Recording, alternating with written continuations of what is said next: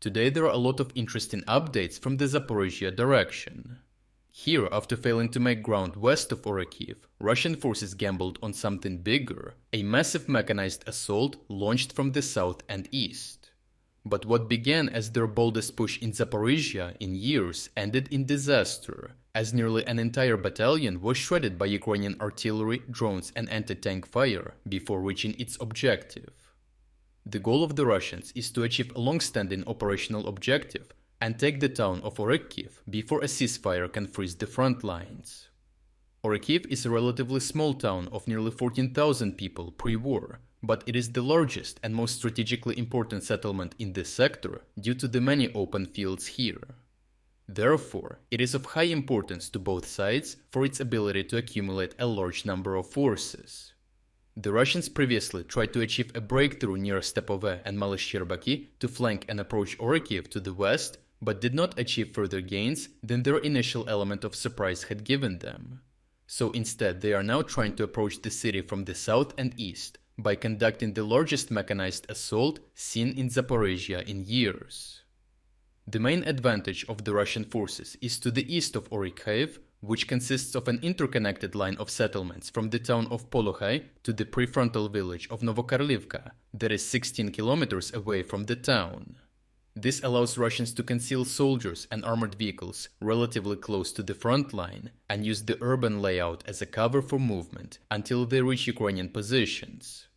However, while Polochi serves as a vital logistical hub just behind the front line, the town sits dangerously close to Ukrainian artillery guns. This proximity places Russian staging areas within range of Ukrainian artillery, rocket systems, and accompanying reconnaissance drones. Furthermore, Ukrainian forces hold robust defenses in Malotokmachka, enforcing lethal fire control on any advancing Russian units. South of Orikhiv, Russian troops around Kopani, Novoprokopivka and Robotyne have virtually no cover to conceal their advance.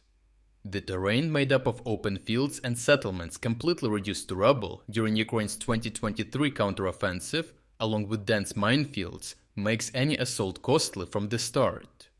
Additionally, Russian assault groups must gather all the way in Tokmak, 23 kilometers from the front, stretching Russian logistics and allowing for easy detection by Ukrainian drones. The moment those columns roll into the open, Ukrainian artillery and drone crews stand at the ready to cut them down. Russians initiated their mechanized assault with over 40 armored vehicles, dozens of buggies and motorbikes for reconnaissance, and a total of 320 soldiers, making up almost a full battalion, combined with rear support elements. They launched their assaults from two pincers, from Kopani to Novodanilivka in the south, and from Polochi towards Malotokmachka to the east. Geolocated footage from the southern axis shows tanks spearheading Russian assaults, using their heavy armor and mine rollers to clear a path through the minefields, with the BMPs spaced out around 30 meters apart to avoid becoming bunched-up targets. However, in the open fields, Ukrainian drones were able to detect the first wave already 8 kilometers behind the front line, directing drones and artillery to dismantle the vehicles one by one. Subsequent waves did not fare much better, as Russian armor detonated on landmines, got hit by FPVs and anti-tank guided missiles, while the infantry on top was eliminated by the intense artillery barrages following the convoy all along the way. On the eastern axis at Malotokmachka, Russian mechanized units drove into concealed Ukrainian anti-tank missile emplacements while being immobilized in minefields along the roads and fields. Eventually, some BMPs came close enough to engage Ukrainian positions with their autocannons. However, as soon as they became stationary, precise artillery fire tore the vehicles apart, killing anyone still inside or near the vehicle. Overall, the Russians launched the largest mechanized assault seen here in years, losing over a battalion of forces without even coming close to their objective of advancing towards Orikhiv.